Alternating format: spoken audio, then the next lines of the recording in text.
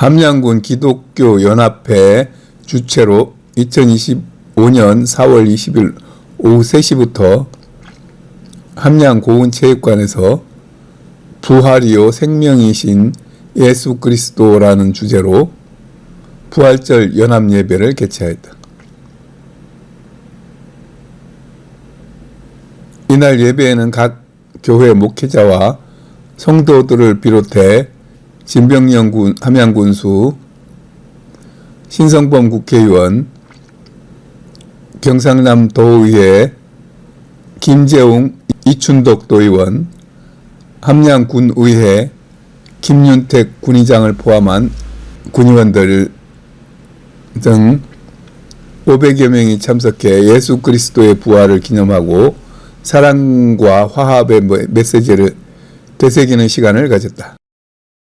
이어서 일부에서는 수동 제1교회 경배와 찬양을 하고 곽성무 옥당 한사랑교회 목사의 예배의 부름, 다같이 찬송, 삼정교회 김창성 목사 기도, 봉평교회 강민구 목사 기도, 연합찬양대 찬양, 고려신학대학원장 기동현 목사 부활의 산소망 설교, 상례백교회 노상규 목사 특별기도, 함양교회 이명호 목사 특별기도, 다같이 봉헌찬송, 함양교회 이유형 장로 봉헌기도, 다같이 찬송, 국계교회 오세목 목사 축도 순으로 진행되었다. 계속해서 2부에서는 총무 김영생 목사의 사회로 늘푸른교회 이동호 목사가 부활절 선언문과 행동 강령을 낭독하고 곽성무 회장이 중고등학생들에게 장학금을 전달하였다. 뒤이어 개평교회 권충호 장로가 신성범 국회의원, 진병영 군수, 김윤택 군의장, 김재웅 도의원, 이춘덕 도의원, 배우진 부의장, 임채숙 군의원, 이용권 군의원, 양인호 군의원, 각 교회 목사 등 내빈 소개를 하였다. 계속 이어서 신성범 국회의원, 진병영 군수 등이 축사를 하고 함양기독연합회 곽성무 회장이 100만 원의 장학금을 진병영 군수에게 전달하고 찬양단의 찬양을 하면서 모든 순서를 마무리하였다.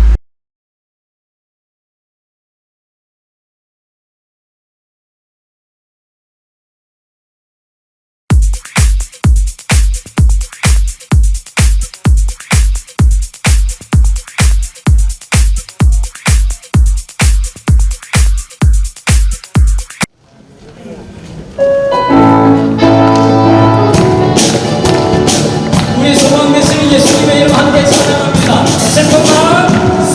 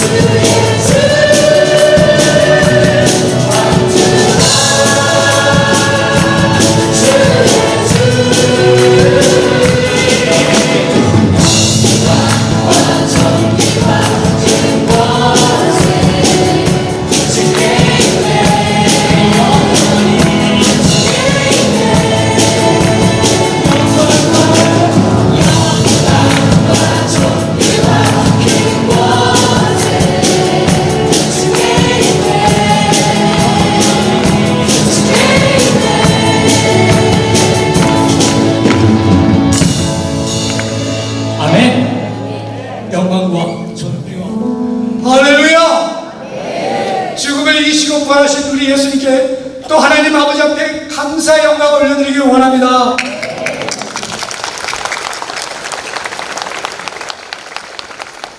주후 2025년 우리 부활절 연합 예배를 우리 합창에 맞추어서 부활이요 생명이신 예수 그리스도를 믿는 우리 온 성도들과 마음을 같이하여 하나님께 예배로 올려드리겠습니다.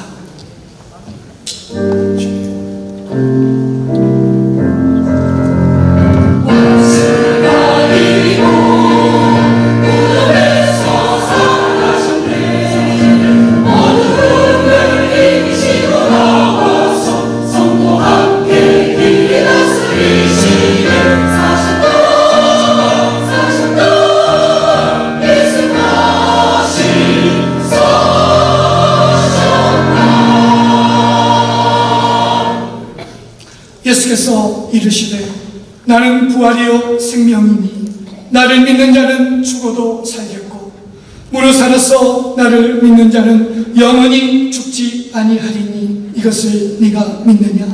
주여 그러하여이다. 주는 그리스도시요 세상에 오시는 하나님의 아들이신 줄 우리가 믿나이다. 아멘. 우리 찬송가 161장 할렐루야 우리 구주 예수 찬양드리겠습니다. 찬양해 드리시고 삼경교회 김장선 목사님 나오셔서 대표 기도해 주시겠습니다.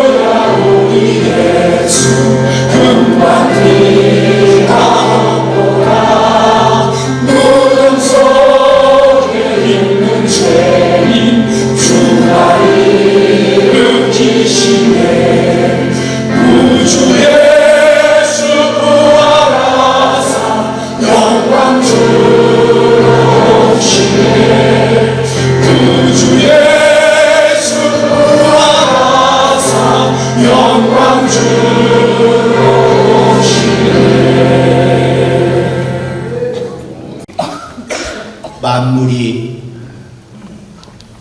주님에게서 나오고 만물이 주로 말미암고 만물이 주님께로 돌아간다는 사실을 믿는 믿음의 형제들이 부활주의를 맞이하여 한자리에 모여 하나님께 영광의 예배를 올립니다.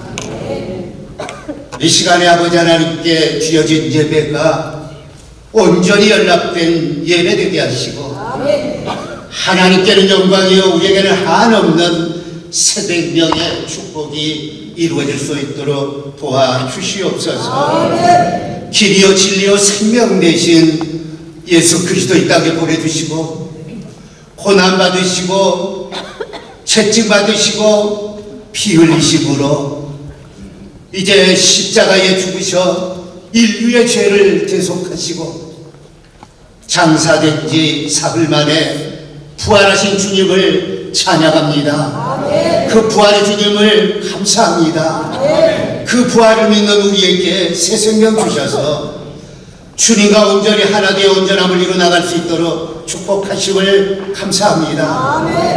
내가 십자가에 못 박혔나니 그런즉 이제는 내가 사는 것이 아니고 내 안에 그리스도께서 사심이라 하셨사오니 이제 물과 육으로 거듭 태어나 오직 예수 그리스도의 새 생명으로 충만케 하시되 그 은혜가 우리의 가정에서 이루어지게 도와주시고 삶에 나타나게 도와주시고 환경 속에 주님의 친히 증인으로 살아갈 수 있는 우리 모두가 다 되도록 도와주시옵소서. 너희는 세상의 소금이니 세상의 빛이라고 말씀하셨사오며 우리의 말과 말이 화목하게 하는 말이요 소망 있는 말이요 생명의 말을 할 수 있는 우리 모두가 되게 하옵시고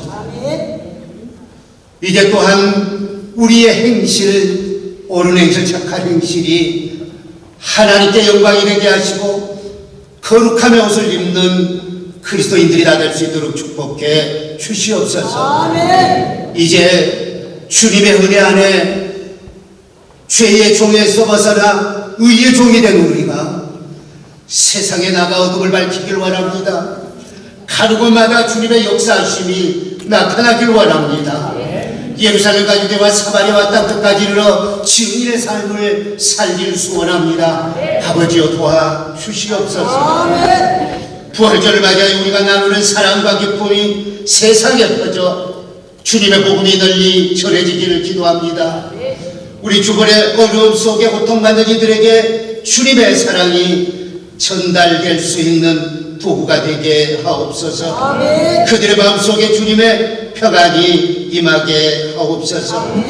오늘 전하시는 기동의 목사님의 말씀을 통하여 은혜받아 진리 안에서 세워지고 새 생명을 이루며 예수 그리스도의 증인되는 삶이 이루어지기를 간절히 소망하며 우리 주 예수 그리스도 이름으로 기도드리옵나이다. 아멘.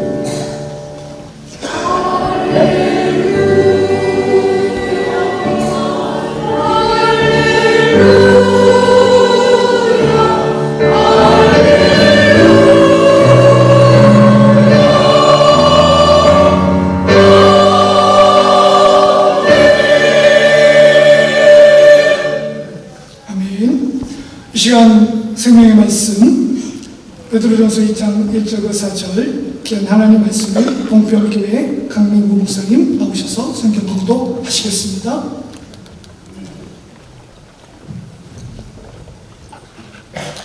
이 시간 주시는 하나님의 말씀은 신약성경 베드로전서 1장 1절에서 4절 말씀입니다. 예수 그리스도의 사도 베드로는 본도, 갈라디아, 갑바도기아, 아시아와 비두니아에 흩어진 나그네 곧 하나님 아버지의 미리 하심을 따라 성령이 거룩하게 하심으로 순종함과 예수 그리스도의 핏부림을 얻기 위하여 택하심을 받은 자들에게 편지하노니 은혜와 평강이 너희에게 더욱 많을지어다. 우리 주 예수 그리스도의 아버지 하나님을 찬송하리로다. 그의 많으신 긍휼대로 예수 그리스도를 죽은 자 가운데서 부활하게 하심으로 말미암아 우리를 거듭나게 하사 산 소망이 있게 하시며 썩지 않고 더럽지 않고 쇠하지 아니하는 유업을 있게 하시나니 곧 너희를 위하여 하늘에 간직하신 것이라. 아멘. 연합 찬양대 찬양으로 하나님께 영광을 올려드리겠습니다. 이 연합 찬양대는 우리 개평교회와 늘푸른교회 합창단이 연합으로 찬양을 올려드립니다. 주임은 이은숙 집사님, 간주는 김성정 집사님, 반주로 IM이라는 제목으로 하나님께 영광을 올려드리겠습니다.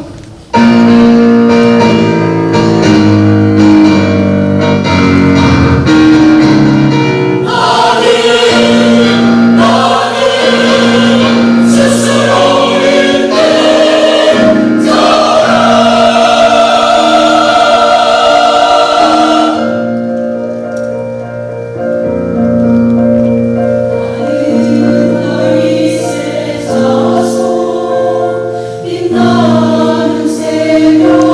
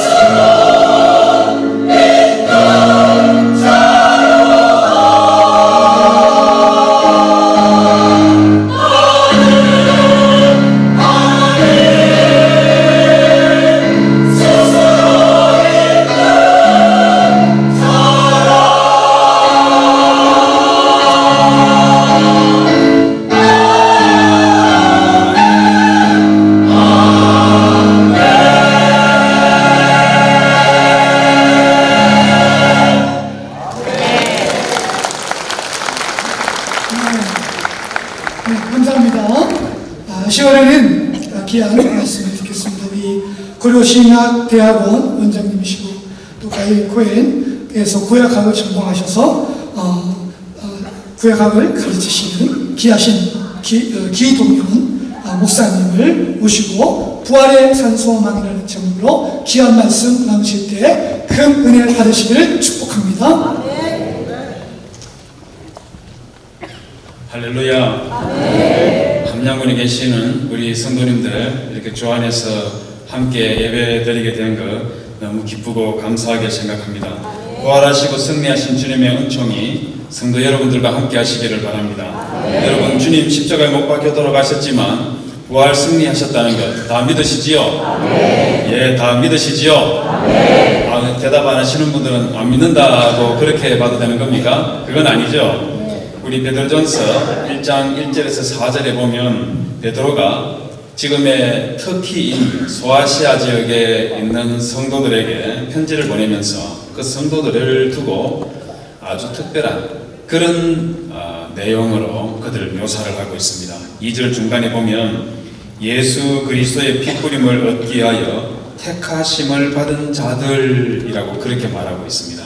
우리 성도들은 예수 그리스도 피뿌림을 얻기 위해서 택하심을 받은 자들이다, 그 말인 것이죠. 3절에서는요, 3절 마지막에서는 우리를 거듭나게 하사 산 소망이 있게 하시며 라고 이렇게도 말했습니다. 그리고 4절에서는 곧 너희를 위하여 하늘에 간직하신 것이라 이렇게도 말을 합니다. 여러분, 이 모든 것들을 모아서 한마디로 말하면 예수 그리스도를 통해서 우리 모든 성도들은 예수 그리스도를 통해서 죄 사함을 받았고 부활의 산 소망을 가지고 있고 그리고 영생을 선물로 받았다, 그 말을 이렇게 한 겁니다. 여러분들은 예수 그리스도의 십자가 보혈로 여러분 죄 씻음을 받았고 부활의 소망을 가지고 있고 영생을 얻었다는 거 믿으십니까? 믿으셔야 됩니다. 여러분, 우리 사람은 동물과 비슷한 것도 많이 있고 또 차이 나는 것도 많이 있어요. 비슷한 것을 말하면 이것저것 말할 것도 없이 기본적으로 사람이나 동물들이나 가릴 것 없이 먹고 마시고 잠자고 번식하는 것, 사람이나 동물이나 별 차이 없이 똑같이 그렇게 하고 살아가고 있지 않습니까? 그렇죠, 그죠? 동물들은 안 먹고 삽니까? 동물은 안 잡니까? 다 먹어야 되고 다 마셔야 되고 다 자야 되고 그리고 자손들을 번식해야 되는 거죠. 그런데 동물들에게서는 절대로 찾아볼 수 없고 사람에게만 가지고 있는 게 여러 가지가 있습니다. 그 중에 하나가 무엇이냐면 사람은 죄의식이 있고 양심이라는 게 있고 죄책감이라는 게 있어요.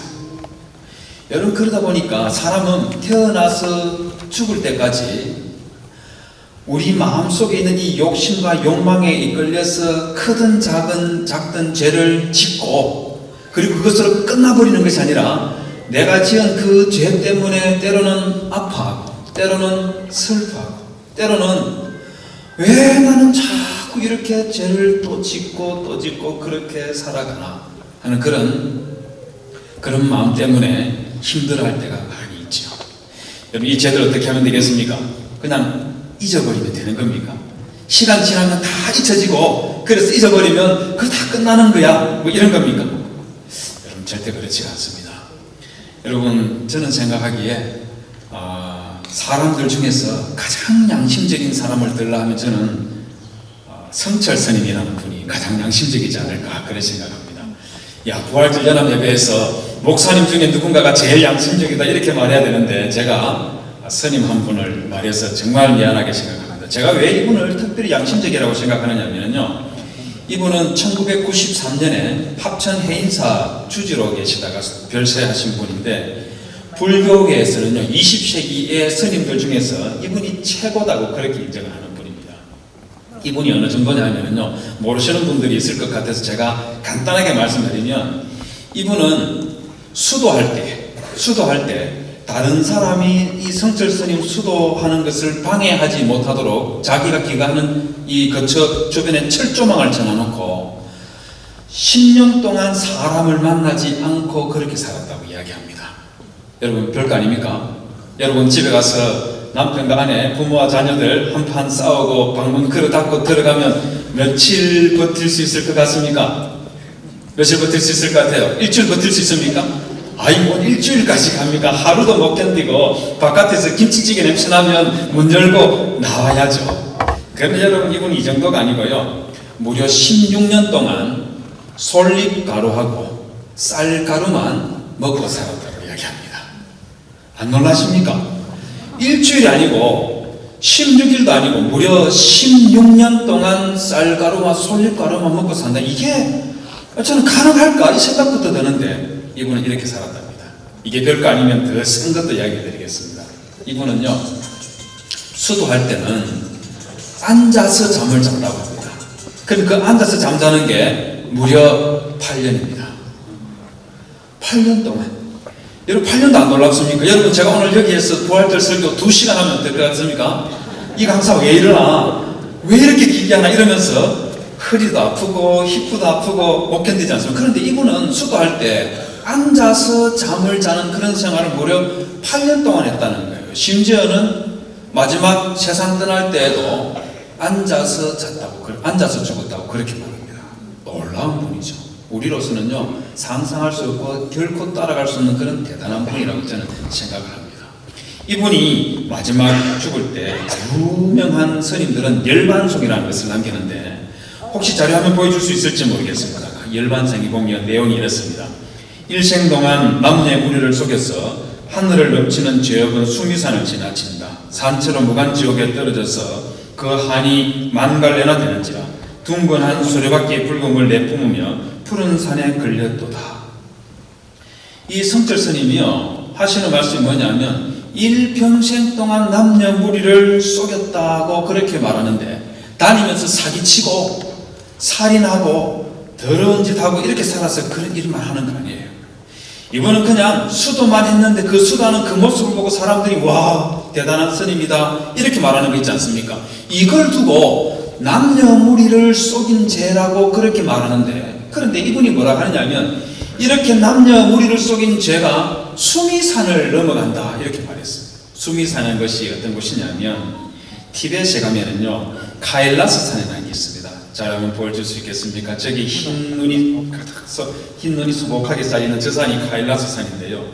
요게 불교의 세계관 있지 않습니까? 우주관. 거기에서 불교 사람들이 이 카일라스 산 또는 수미산이 우주 한복판에 물 위에 둥둥 떠 있다고 그렇게 말합니다. 그 이 산의 높이가 얼마나 되느냐면 물 위로 솟아있는 산의 높이가 192만 킬로미터라고 합니다. 아니, 함양분 계신 분들은 왜 이렇게 놀라지 않습니까? 192만 미터가 아니고, 여러분 지리산이 옆에 있어서 그래서 웬만한 산은 산같이도 여기지 않는가 모르겠는데 192만 미터가 아니고요 192만 킬로미터입니다. 이게 얼마나 높은 거냐면 여러분들이 앉아 계신 그 자리에서 지구를 한 바퀴 뱅글 돌아서 여기까지 딱 돌아오면 몇 킬로쯤 될 것 같습니까? 여기 계신 고등학생, 대학생 혹시 말할 수 있겠어요? 한 바퀴 돌면 몇 킬로 되겠습니까? 4만 킬로미터입니다. 그러면 192만 킬로미터는 지구 둘레 몇 배쯤 되겠습니까? 192만 킬로미터 나누기 4 하면 되겠죠. 무려 48배입니다. 요게 물 위로 솟아있는 게 192만 킬로미터이고 물 밑으로도 또 192만 킬로미터, 좌우로 또 192만 킬로미터라고 그렇게 말합니다. 그러니 생각해보시죠. 이건 산이 아니고요, 제가 생각하기에는 저 태양만한 그런 거대한 산이 수미산이라고 말할 수가 있는데, 이 산보다 성철 스님이 자기 평생 동안 지은 죄가 이거보다 더 크다는 거예요. 그러면서 열반송 둘째 줄에 보면 이분이 뭐라 하느냐면 이 죄 때문에 자기 자신이 산채로 무간지옥에 떨어져서 그 한이, 마음의 한이 만갈래나 된다고 그렇게 말했습니다. 여러분들은요 이 무간지옥 절대로 못 갑니다. 왜 그런지 아십니까?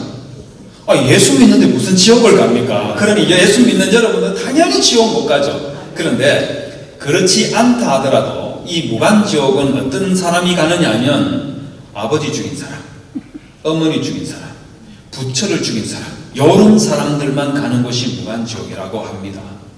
그런데 이 지옥에 딱 떨어지면은요 이 옥졸들이 기다리고 있다가 이 사람의 머리 끝에서부터 발끝까지 사람 피부 있지 않습니까? 이걸 쫙 벗겨가지고 오랏줄을 만든답니다. 그렇게 해서 꽁꽁 묶어서 불연못에 집어 던져 넣는데 그냥 집어 던져 넣는 것이 아니라 이 불교에서는 야차라는 게 있다네요.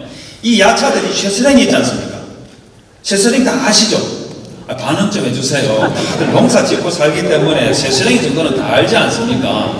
그 쇠스랭이 가지고 이 사람 배를 꽉 찔러서 하늘 높이 던져 올렸다가 떨어지면 입에 꽉 찔러서 또 던져 올리고 그리고 떨어지면 또 코, 눈 이런 데 찔러가지고 던져 올렸다가 떨어뜨리고 이러면서 지옥불 속에서 가지고 노는 그런 곳이 무간지옥이라고 그렇게 이야기합니다.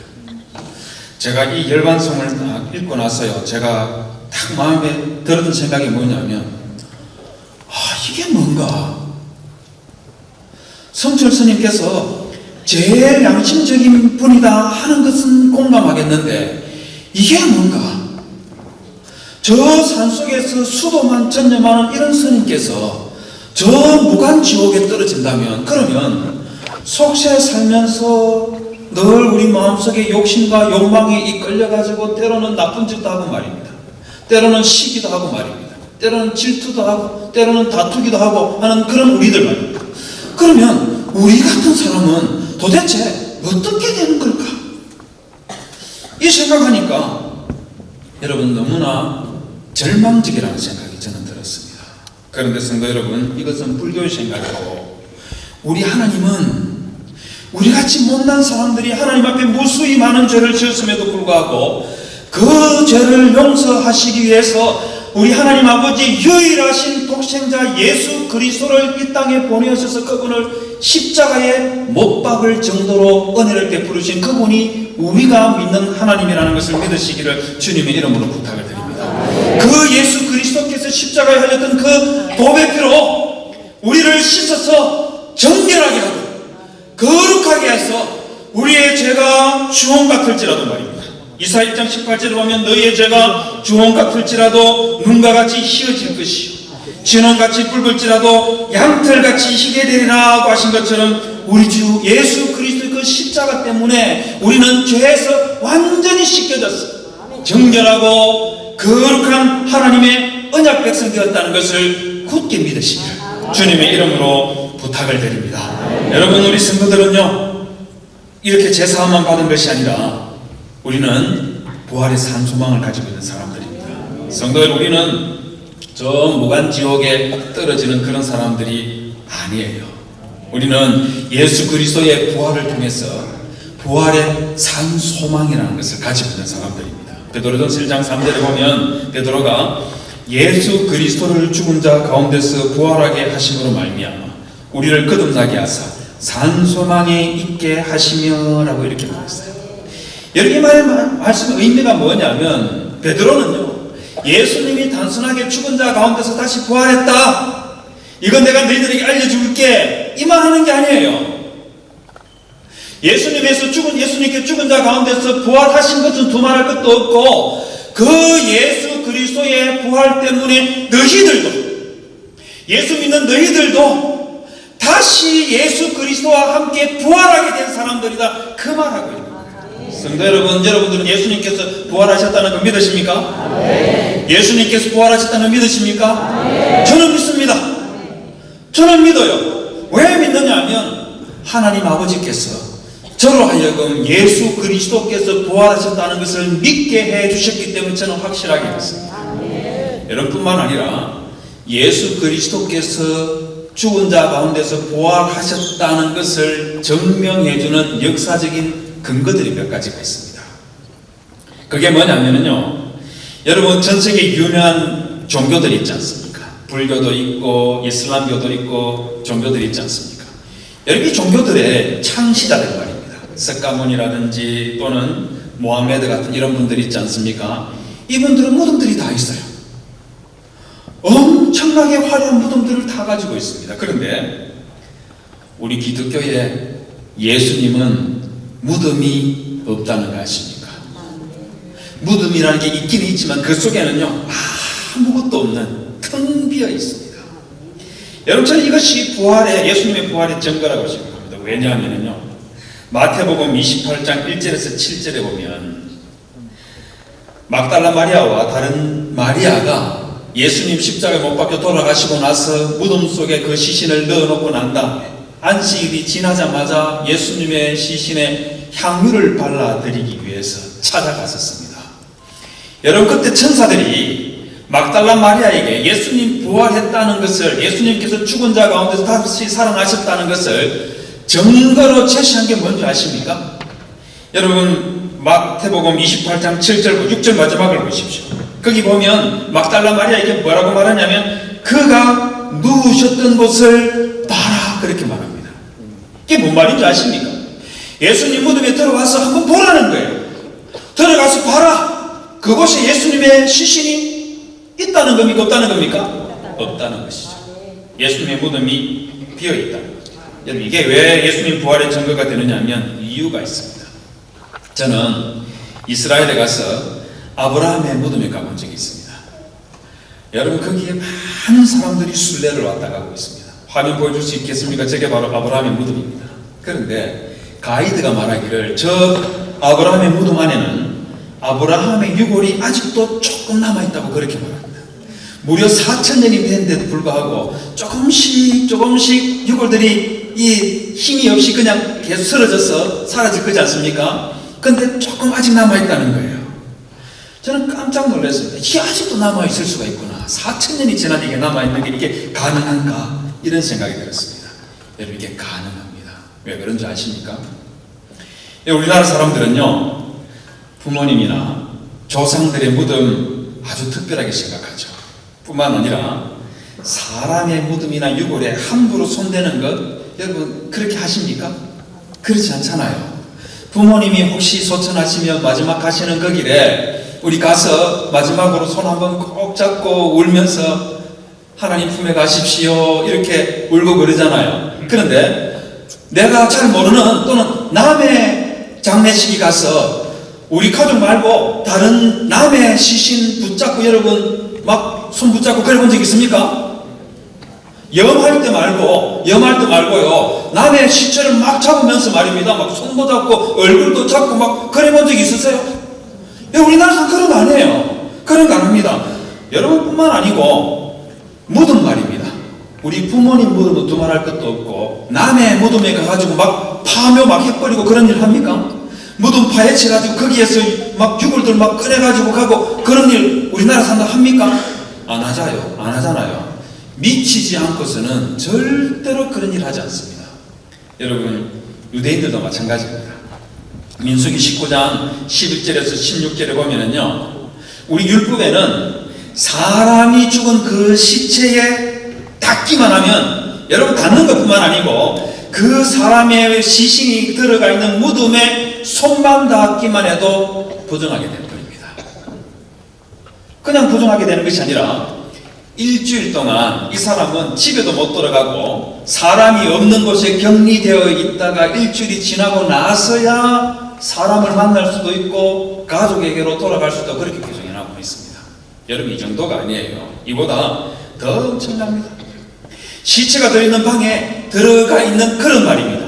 뚜껑이 열려있는 그릇은 이것도 부정하게 되버리는 거예요. 그러다 보니까 사람의 시신을 넣어놓은 무덤에 손을 댄다든지 사람의 시신에 손을 댄다든지 이거는 있을 수가 없는 일이에요. 그런데 우리 주 예수 그리스도께서 십자가에 못 박혀 돌아가시고 그 시신을 무덤에 넣어놨을 때에 그때 3일 지나고 난 다음에 이 시신이 사라져버린 겁니다. 사라져버린 겁니다. 여러분, 예수님의 시신이 사라졌다는 것을 유대인들이 알고 있었어요. 그 알고 있었다 하는 것을 사도행전 2장과 7장에 보면 그 흔적이 남아 있습니다. 여러분, 사도행전 2장 32절에서 36절에 보면 저기 보면 베드로가요 예루살렘의 마가의 다락방에서 유대인들에게 긴 설교를 합니다. 긴 설교를 하고 마지막으로 뭐라고 하냐면 너희들이 예수님을 십자가에 못 박아 죽였지만 그러나 그 예수님이 부활하셨다 이렇게 설교를 해요. 여러분, 이 말을 들었던 유대인들이 사도행전 2장 37절에서 뭐라고 반응하느냐 하면 그들이 이 말을 듣고 마음에 찔렸어. 베드로와 다른 사도들에게 물어가로되 형제들아 우리가 어찌할꼬 이랬다고 말합니다. 여러분 지금 베드로가 쓰려던 마가 다락방에서 예수님의 시신을 넣어뒀던 무덤 있지 않습니까? 여기까지 거리가 어느 정도 되느냐 하면 걸어서 5분밖에 안 됩니다. 5분밖에 안 되기 때문에 베드로, 야, 이 베드로 이리 와봐. 예수님 너 시신 넣어뒀던 무덤 저기 있잖아. 한번 가보자. 너 거기 예수님 시신 너 죽는다. 이러면서 이 베드로 질질 끌고 말입니다. 갈 수 있는데 그렇게 하지 아니하고 우리가 어찌할꼬? 마음에 찔려가지고 우리가 어찌할꼬? 이렇게 반응했습니다. 왜 그랬을까요? 왜 그랬을까요? 그 무덤에 예수님의 시신이 없는 거예요. 사도행전 7장에 보면 스데반이 구약 성경에 있는 이스라엘의 역사들이 있지 않습니까? 그것을 길게 쭉 설교를 합니다. 아브라함부터 시작해서 야곱의 이야기를 거쳐서 모세의 이야기를 길게 하다가 52절에 가면 이제 너희는 그 의인 예수 그리스도를 잡아준 자요 살인한 자가 되나니, 너희들이 예수님 십자가 못 박아 죽였다 그 말입니다. 그리고 나서 56절에 보면 하늘이 열리고 인자가 하나님 우편에 서신 것을 보노라 이렇게 말합니다. 무슨 말이냐면 너희들이 십자가 못 박아 죽였던 그 예수 그리스도께서 부활하시고 성천하셔서 저 하나님 보좌 우편에 앉아 계시는 것을 내가 보고 있다 이렇게 말한 거예요.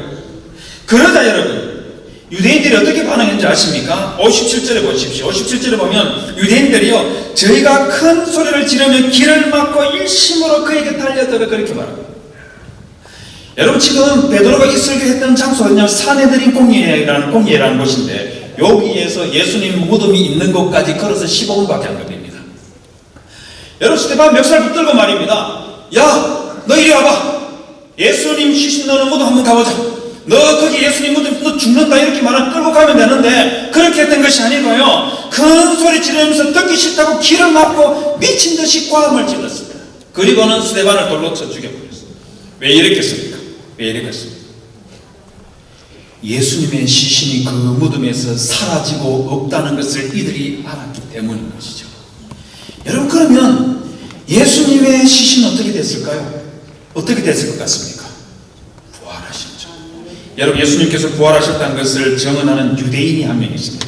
그 사람이 누구냐면요 요세푸스라는 유대인입니다. 이 사람은 원래 제사장 집 가문에 태어난 사람이었는데 로마의 포로로 붙잡혔다가 유대인들의 역사를 길게 쓴 사람입니다. 이 사람은 기본적으로 기독교인에 대해서 굉장히 적대적이었어요. 이 사람은 예수님이 십자가에 못 박혀 돌아가시고 난 그때로부터 5년 뒤에 태어나서 AD 1세기를 쭉 살았던 사람인데요. 이분이 얼마나 기독교에 대해서 적대적이었냐면 이 유대인들의 역사 수천 페이지를 씁니다.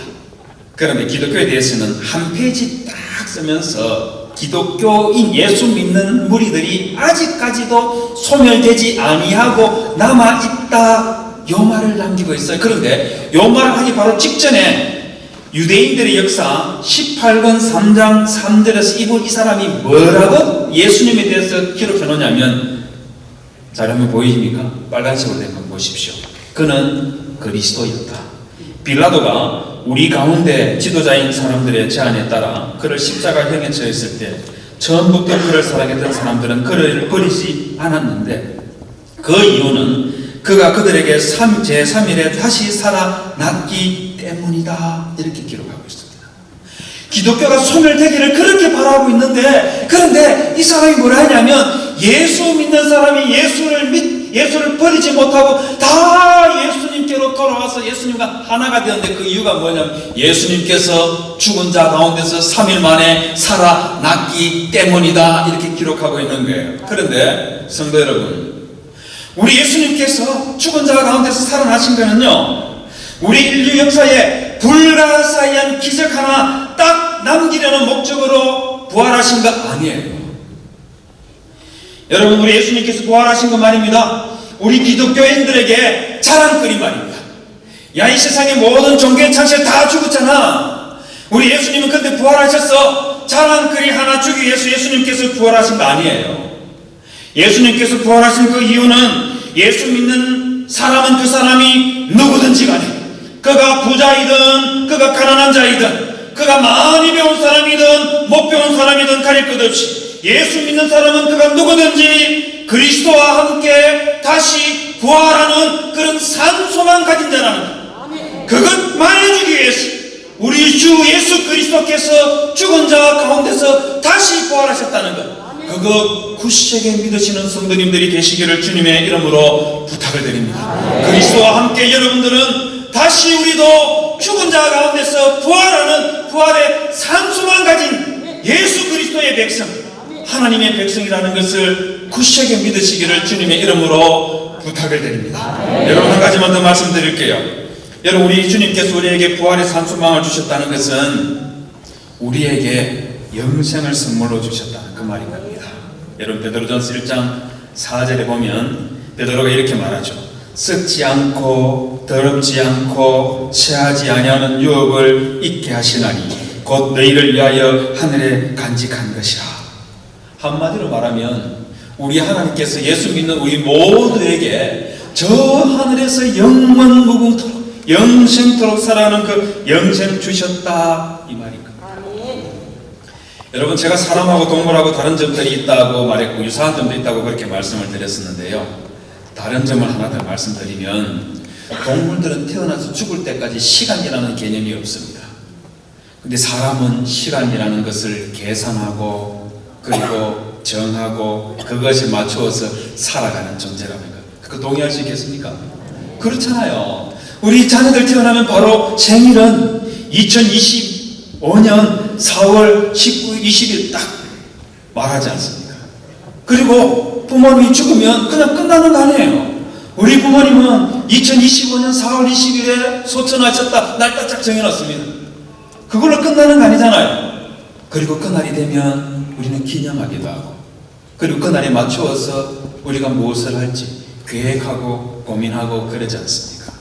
그런데 이렇게 시간을 계산하고 정하고 여기 맞춰 사는 것으로 끝나는 것이 아니라 사람은요 왜 그런지 모르겠는데 사람은 영생을 사모하고 영원한 것을 사모하면서 살아간다는 것, 여러분 그거 동의할 수 있겠습니까? 그렇지 않나요? 제가 한 2년 전에 저희 교회에 40대 여집사님이 유방암으로 소천을 한 적이 있습니다. 저희 아내와 가깝게 지나는 분이어서 문상을 간 적이 있는데, 제가 이 문상 이 장례식장에 딱 들었으니까 이분에게 중학교 1학년 다니는 딸아이가 있었는데, 마침 공교롭게도 저희가 들어가는 그 순간 이 아이가 엄마 하면서 막 통곡을 하기 시작하는데 제가 가슴이 아파가지고 너무너무 가슴이 아파간 거예요. 이 아이가 초등학교 들어갈 때부터 이 엄마가 유방암에 걸려서 수술했다가 또 재활했다가 그리고 전이가 되면서 무려 6년 7년 동안 이 암과 투병을 했는데, 이 아이가 초등학교 6년 동안 엄마 병수발하고 엄마 아파하는 거 그것만 늘 보고 그렇게 자란 거예요.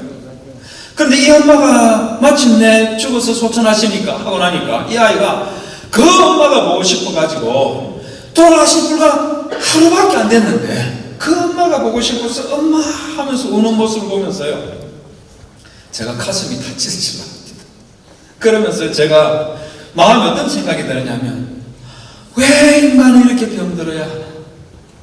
왜 인간이 이렇게 병들어서 죽어야 하나? 이 생각이 확 들고요. 왜 사람은 늙어가다가 이렇게 맥없이 그렇게 죽어야 되나? 좀 아프지 말고 좀 늙지 말고 좀 오래오래 살면 안 좋을까? 그러면 좋지 않나? 이런 생각이 확 드는 거예요. 여러분 그런 적 없었습니까?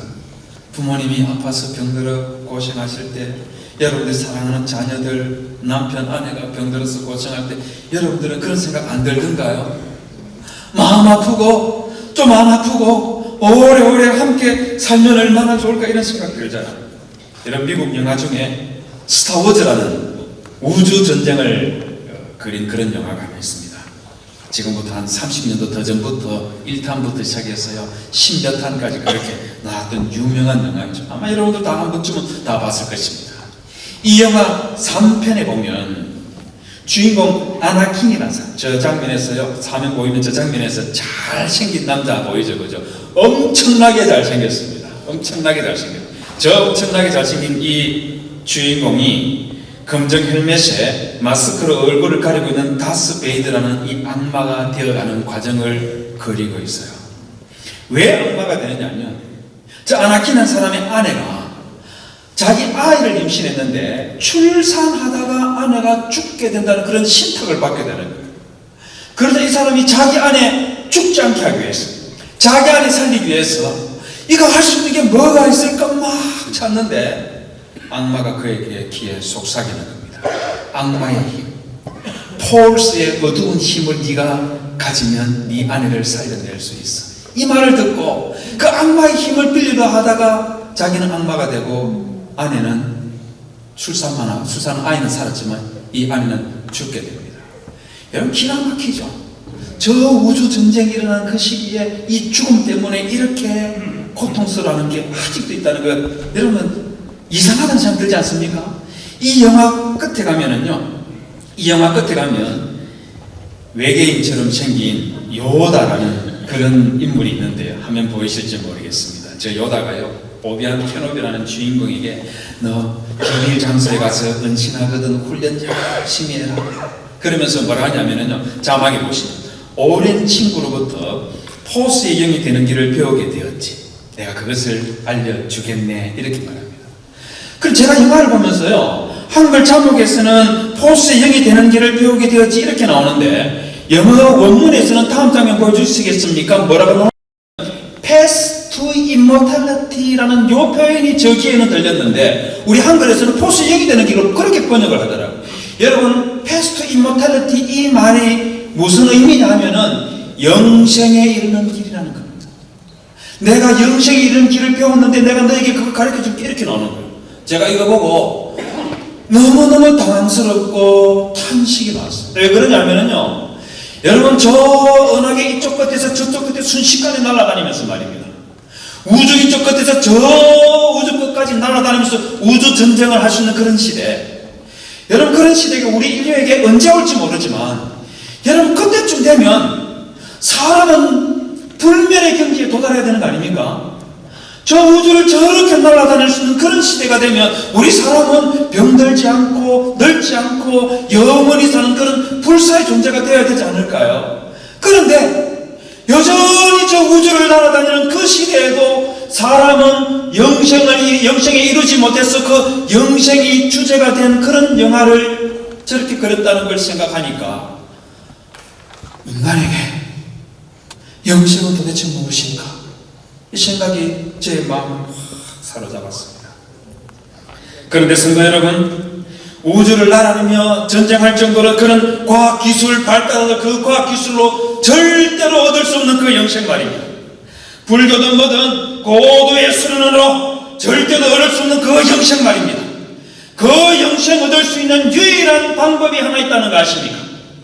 예, 그 유일한 방법은요, 요한복음 3장 16절에 하나님이 세상을 이처럼 사랑하사 독생자를 주셨으니 이는 그를 믿는 자마다 멸망하지 않고 영생을 얻게 하려 하심이라 하신 것처럼 우주 예수 그리스도를 믿고 그분의 죽으심과 그분의 부활하심을 믿는 그리스도인들은 누구든지 영생을 얻을 수 있다고 그렇게 말하는 것입니다. 성도 여러분, 여러분 예수 그리스도를 믿으십니까?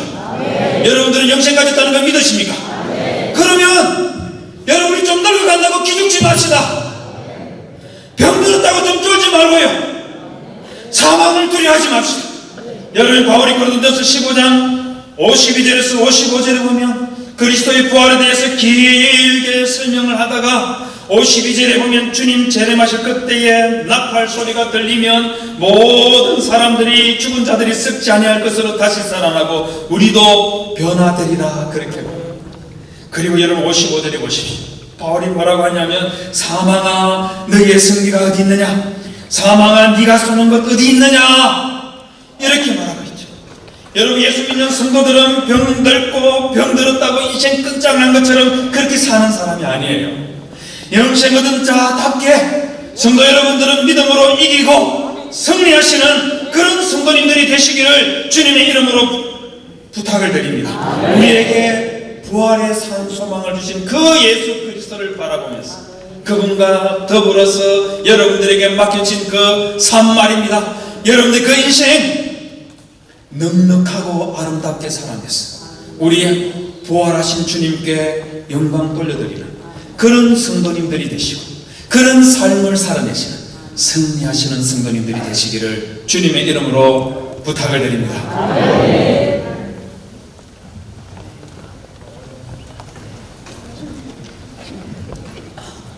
시간에 우리 두 가지의 기도 제목을 가지고 기도하는 특별 시간을 갖겠습니다. 나라와 민족을 위하여 상내백교회 노상규 목사님 나오셔서 기도하시고, 함양 지역과 교회를 위하여 함양교회 이명호 목사님 나오셔서 기도해 주시겠습니다. 인도해 주시겠습니다. 대한민국을 사랑하시고 한민족에게 복을 주신 하나님을 찬양합니다. 140년 전 1885년 4월 5일 부활절에 언더우드 선교사와 변전을 다치 선교사 부부를 어둠의 땅 조선에 빛으로 보내주셨던 주님을 찬양하며 감사를 드립니다. 159년 전 1866년 9월 5일 대동강에서 낸 27세 토마스 선교사의 순교의 피가 우리나라와 우리 민족 부흥의 걸음이 되었음을 믿고 감사를 드립니다. 193년 전 1882년 7월 22일 고대도에 도착, 한 달 안 되는 잠시의 선교 탐방 방문이었지만 이 땅에 성경, 전도문서, 서적, 약품, 감자, 종자와 재배법을 알려주었던 귀칠라프 선교사를 통해 이 땅에 새로운 역사를 시작하셨던 주님을 찬양합니다. 선교사들을 통해 이 땅의 민족의 지도자들을 길러내시고 근대 교육과 문명 퇴치, 현대의학 발전, 교회를 세워오신 하나님의 놀라운 손길로 인해 감사를 드립니다. 일제 잔혹한 민족 말살 정책에 앞장서서 나라를 구한 선교사들과 교회 지도자들을 사용하신 하나님께 감사를 드립니다. 우리 민족에게 해방의 감격을 주셨던 하나님께 감사를 드립니다. 1950년 6월 25일 주일 새벽 4시 선전 포고도 없이 대대적인 공격을 하며 쳐들어옴으로 시작된 한국전쟁 중에 역사하셨던 하나님의 손길로 인해 감사를 드립니다. 나라와 민족을 사랑하는 지도자를 세우시고 성실한 국민들을 사용하셔서 세계의 도움을 받던 나라가 세계를 향해 손을 내밀어 베푸는 나라가 된 것으로 인해 감사를 드립니다. 더욱 베풀므로 존중받는 나라가 되게 하옵소서. 깨어있는 국민들을 통해 민주화를 이룰 수 있도록 하신 하나님께 감사를 드립니다. 한류 열풍을 일으켜 온 세계와 코리안 드림을 꿈꾸는 나라로 우뚝 세워주심에 감사를 드립니다. 하오나 주님, 2명의 대통령이 탄핵으로 물러난 안타까운 일들이 일어났습니다. 이제 6월 3일 대통령 선거를 앞두고 있습니다. 국민들에게 지혜를 주셔서 가장 최상의 후보를 대통령으로 세울 수 있도록 하여 주시옵소서. 남과 북이 나뉘어진 지도 72년이 지난 안타까운데 좌와 우가 극심하게 내려가는 나라가 되었습니다. 새로 선출되는 대통령이 이렇게 나뉘어있는 국민들을 하나로 아우를 수 있는 지혜와 힘을 가지게 하여 주옵소서. 오늘도 우리는 마음껏 자유를 누리며 목청껏 주님을 높여 찬양하며 예배하는 이 시간, 북녘의 동포들은 목숨을 걸고 몰래 예배를 드리고 있습니다. 그들을 위로하시고 그들의 하루의 진 기도를 들어 주시옵소서. 자유롭게 예배하고 평화롭게 남북이 통일되는 길이 속히 열리게 하여 주옵소서. 하나님 아버지, 이 땅에 단식하는 국민들이 많이 있습니다. 대형 산불피해와 각종 크고 작은 사고로 고통당하는 환자들과 유족들이 있습니다. 그들의 아픈 마음을 싸매어 주시옵소서. 보다 안전한 나라가 되게 하여 주시옵소서. 주님, 다시 올 때까지 이 대한민국과 한민족이 주의 손에 붙들려 더욱 아름다운 나라가 되고 열방 가운데 빛된 나라가 되게 하여 주옵소서. 주 예수님 이름으로 기도합니다. 아멘.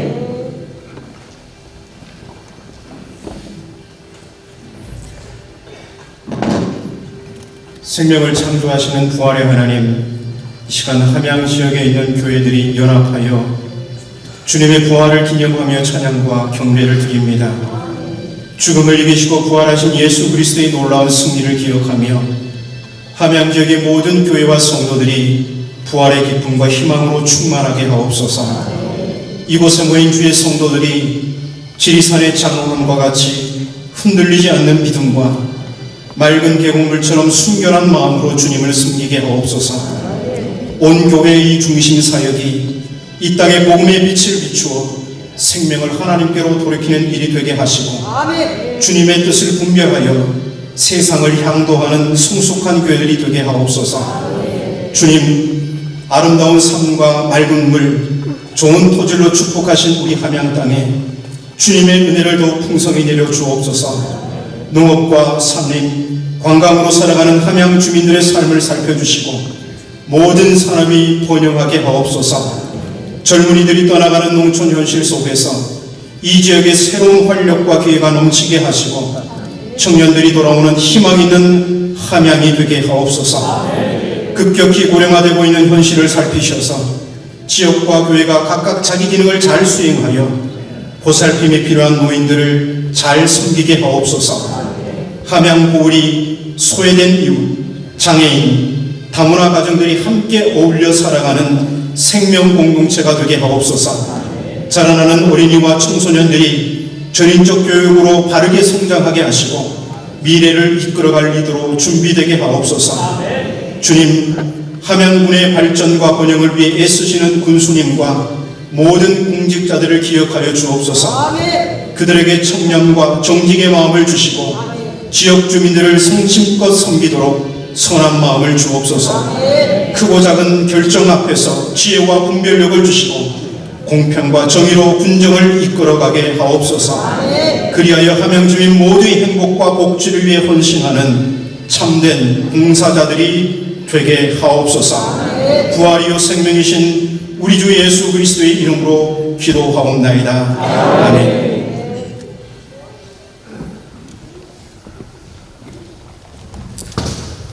네, 이 시간에 우리 기아님을 하나님 앞에 하겠습니다. 우리 찬송가 167장 즐겁도다 이날 부활의 소망을 가진 우리들 힘있게 찬양을 드리시고 기도는 우리 함양중앙교회 이유형 장로님이 나오셔서 기도를 해주겠습니다.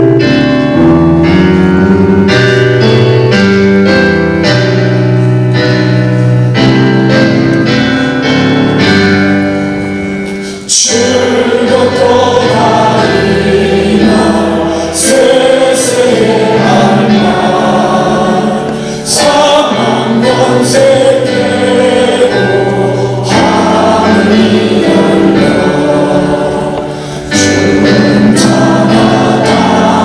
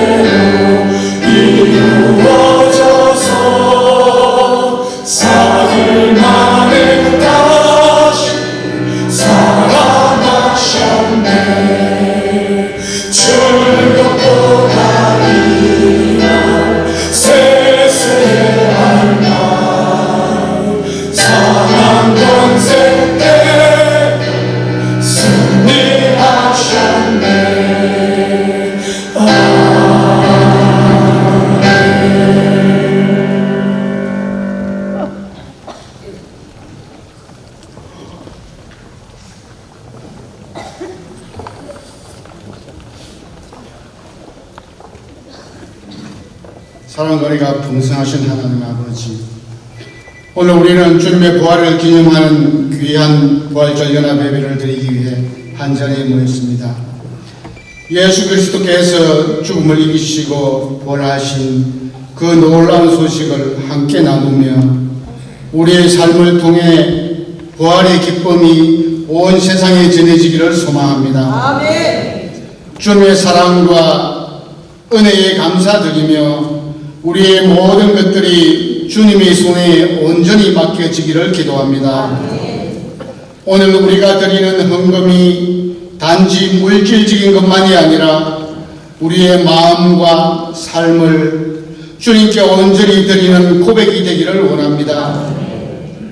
우리가 드리는 이 헌금이 주님의 뜻대로 사용되어 주님의 사랑과 부활의 소망이 이 지역 사회와 교회와 그리고 세상에 온전히 전해지기를 소망합니다. 이 헌금을 통해 하나님의 나라가 확장되고 고통받는 이들이 위로받고 도움이 필요한 자들에게 도움의 손길이 닿게 하여 주시옵소서. 주님, 부활의 소망을 나누며 우리의 마음도 부활의 기쁨으로 가득 채워지게 하옵소서. 우리가 드리는 모든 것이 하나님께 영광이 되기를 원하며 주님의 사랑을 세상에 드러내는 도구로 쓰임받게 하여 주시옵소서. 오늘 이 예배를 통하여 지역 교회들이 하나 되게 하시고 주님을 찬양하고 그 부활의 능력이 각자의 삶 속에서 깊이 뿌리내리게 하여 주시옵소서.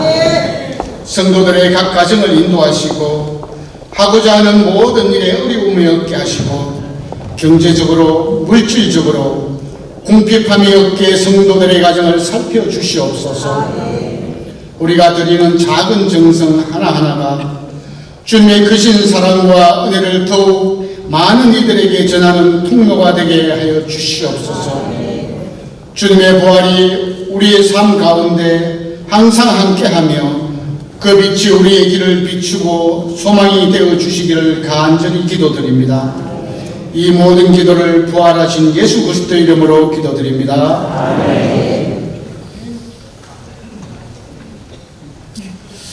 이 시간 우리 파송 찬양 드릴 텐데요. 우리 서 있을 수 있는 분들은 같이 일어나셔서 마지막 165년 주님께 영광 찬양을 들으시고 우리 국제교회 오세모 목사님 축도로 일부 예배를 드리도록 하겠습니다.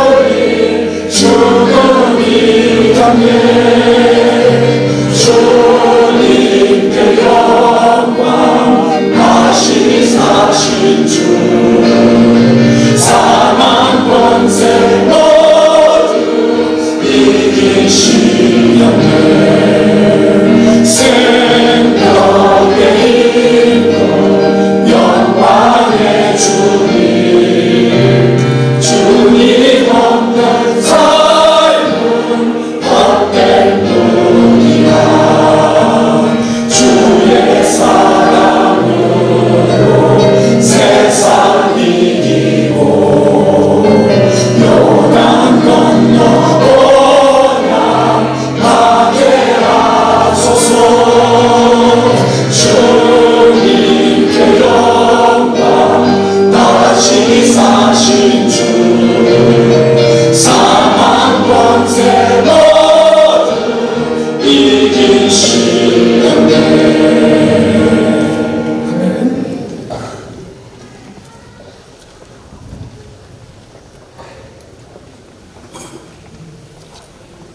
주 예수 그리스도의 은혜와 하나님 아버지의 무한하신 사랑하심, 성령님의 감화감동 내조 위로교통 충만하신 역사하심과 은혜 주심을 오늘 사랑하는 믿음의 자녀들과 부활의 기쁨을 충실히 이행하며 많은 자들에게 증거하기를 작정하며 돌아가는 우리 모든 성도님들 가정 위에, 우리 교회 위에, 우리 나라 위에 지금으로부터 영원까지 함께 하시옵기를 간절히 축원하옵나이다. 아멘.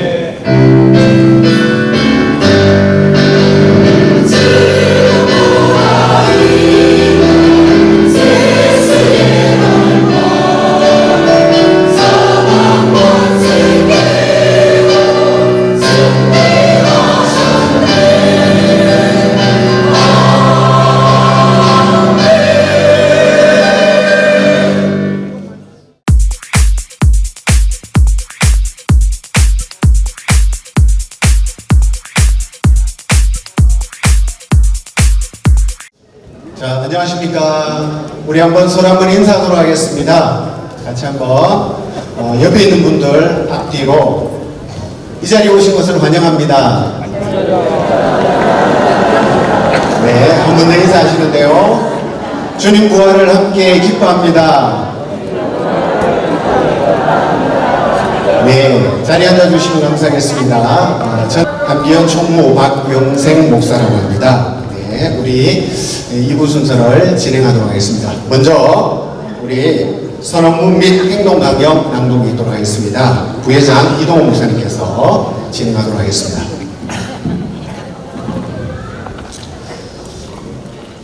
선서할 때, 제가 손을 올릴 때 여러분들께서도 선서하고 손을 올려주시면 고맙겠고요.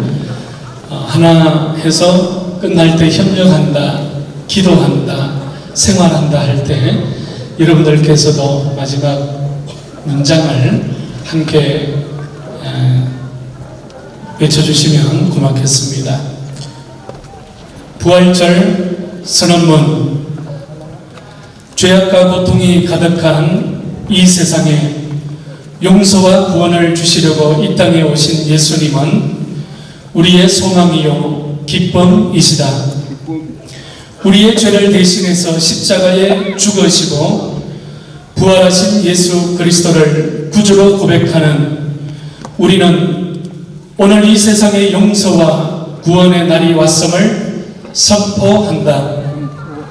우리는 고난받는 종의 모습으로 섬기신 예수 그리스도의 삶을 본받아 이 세상을 섬기며 죄와 죽음의 권세를 깨뜨리신 예수 그리스도의 능력으로 복음에 합당한 삶을 살기로 다짐한다. 이에 오늘 우리는 예수 그리스도의 부활의 날을 맞아 함양 지역의 모든 교회가 새로운 신앙의 결단으로 다음과 같이 행동 강령을 실천하고자 한다. 선서. 다시 한번 하겠습니다. 선서. 하나, 모든 교회는 하나이며 일치와 화합을 위해 협력한다. 하나, 민족 통일과 상해 사회 정의와 함양 복음화를 위해 기도한다. 하나, 사회적으로 모범이 되어 경건과 절제로 생활한다. 하나, 교회 간의 사랑으로 교제하며 서로를 인정하고 존중한다. 하나, 행복한 가정을 위해 부모를 공경하며 자녀를 주의 교양과 훈계로 양육하며 부부간에 서로 사랑한다. 예, 이상입니다.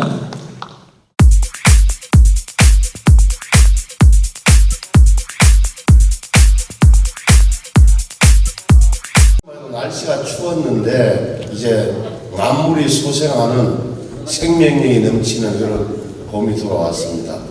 그리고 공기 속에서 산불 냄새, 그 얼음, 화기도 다 사라지고 맑은 날씨가 계속되고 있고 또 정치권을 뒤덮었던 먹구름도 어찌됐건 거쳤습니다. 정말 이렇게 우리 함양에 우리 목사님들께서 애를 많이 써주시는 것 같아서 정말 기쁘게 생각합니다. 곽성무 회장 목사님, 박영생 총무 목사를 비롯해서 우리 마음을 잘 이끌어주시는 것 같아서 매우 기쁘게 생각합니다. 앞으로도 우리 대한민국을 위해서, 우리 함양을 위해서 많이 기도해 주시기 바랍니다. 군수님이나 저나 도연, 우리 선출시들은 항상 이렇게 큰 빚을 지고 있는 사람입니다. 항상 감사하게 생각하고, 저는 결국은 기독교의 우리 예수 그리스도의 가르침이 이룬 사랑과 평화 아닌가 싶습니다. 우리 지역이 좀 더 안온하고 편해질 수 있도록 소외된 사람들도 좀은 더 잘 받들도록 저도 함께 노력하겠습니다. 다시 한번 축하드리면서 함께 하게 돼서 기쁘게 생각합니다. 감사합니다.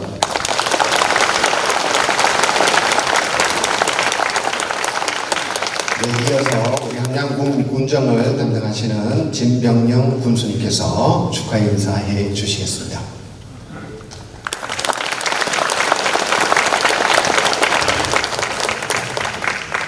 네, 사랑하는 국민 여러분, 그리고 존경하는 성도 여러분, 대단히 반갑습니다. 함양군수 진병영입니다. 먼저 오늘 바쁘신 일정에도 함께해 주신 우리 신성범 국회 정보위원장님, 우리 군의회 김윤택 의장님, 경상남도의 김재웅 이춘덕 의원님과 우리 군의회 배우진 부의장님, 임채수 기획행정위원장님, 이용건 산업건설위원장님, 양인호 의원님 참석에도 감사를 드립니다.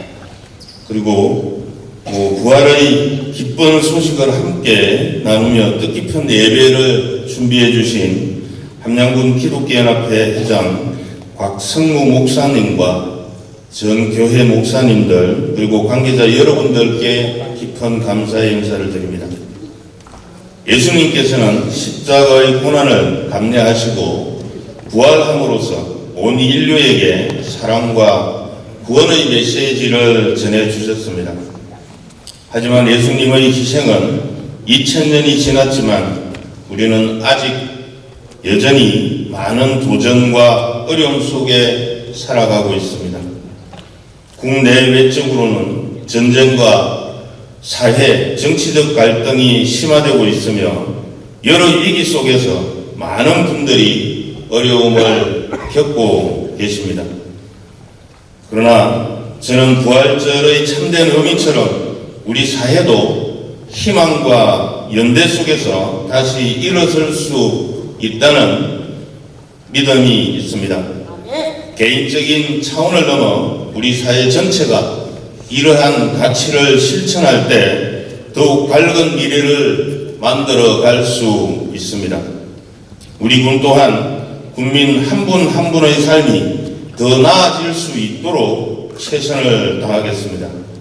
사회적 약자를 보호하고 모두가 함께 잘 사는 함양군을 만들기 위해 복지와 경제, 문화정책을 세심하게 다듬고 적극 추진하여 국민의 어려움을 해소해 나아가는 군이 되겠습니다. 사랑하는 성도 여러분, 오늘 이 자리에서 함께 예배드리는 모든 분들의 과정과 일터에도 부활의 기쁨과 희망이 넘쳐나길 바라면서 이 자리에 함께하신 모든 분들께 하나님의 크나큰 은혜와 평강이 함께하시길 기원합니다. 끝으로 부활절의 축복이 여러분의 가정과 삶 속에 가득하시길 바라며 우리 사회도 희망의 빛으로 더욱 밝아지는 2025년이 되기를 소망합니다. 축하드립니다. 감사합니다.